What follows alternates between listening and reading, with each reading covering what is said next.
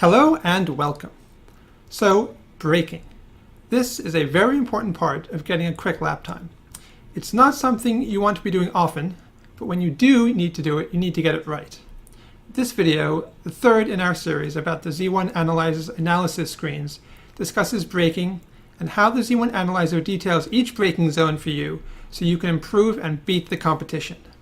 So, stick around and don't forget to click that subscribe button below to get all our videos and how you can become a faster driver.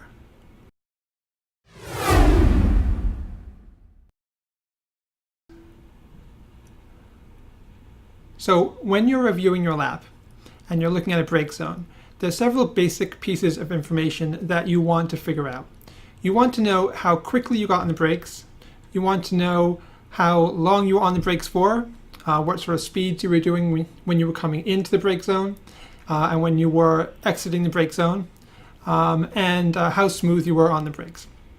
Now this information is available for you within the analyzer using the telemetry traces, such as this one. Here we have the throttle, you have your brakes, and you have your speed. So you can look at these and you can figure out all the information we just mentioned. But there's an easier way. If you go to the analysis menu and you choose breakpoints, you get the breakpoint analysis screen. So right now we're looking at an overview of the whole track.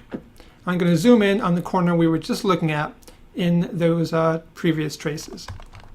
And that's this corner right up here.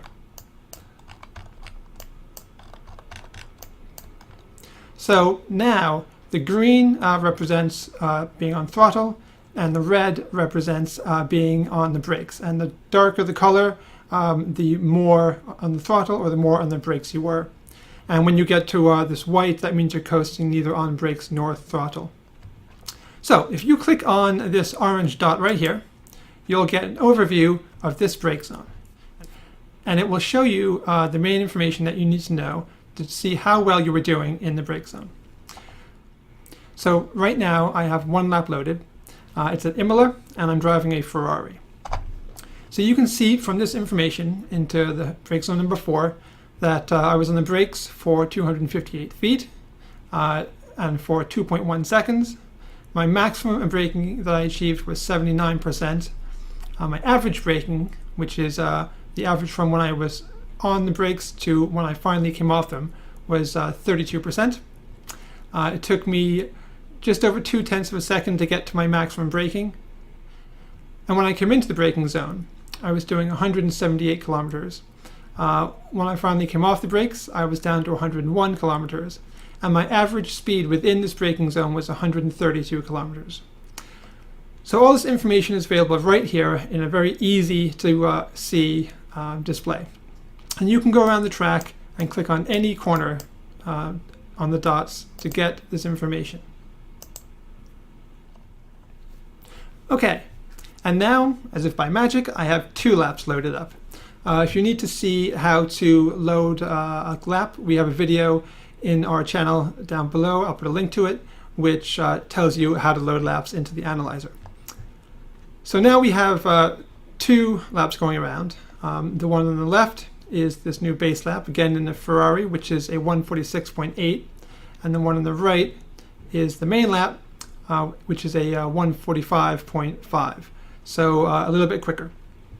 Now I can click on the orange dot again, and this time I see the information about my lap and also the information about this base lap, so I can see what the difference is. So for this particular braking zone, it tells me that the base lap was braking 18.2 feet after the main lap. Now just because you brake later isn't necessarily a good thing. You'd have to look at all the numbers to see if braking later was giving you an advantage or not. But it is very useful to know when the driver of one lap starts to brake compared to the driver of another lap. So now I can go down here and I can look at my first lap and the second lap and compare the two. And you can see that I was 258 feet versus 234 feet for the base lap. And I was braking for a little bit longer on the main lap and a little bit less. So on the base lap actually got to maximum braking, whereas that did not happen on the first lap. And you can see the average brake was a bit more compared to the main lap. And the base lap actually got to maximum braking much, much faster than the main lap. Now, the main lap did come into the braking zone quicker and exited quicker. But it did have a slightly slower average speed, which is due to being on the brakes for a little bit longer. So, hopefully this has been a useful video, and don't forget to subscribe to our channel.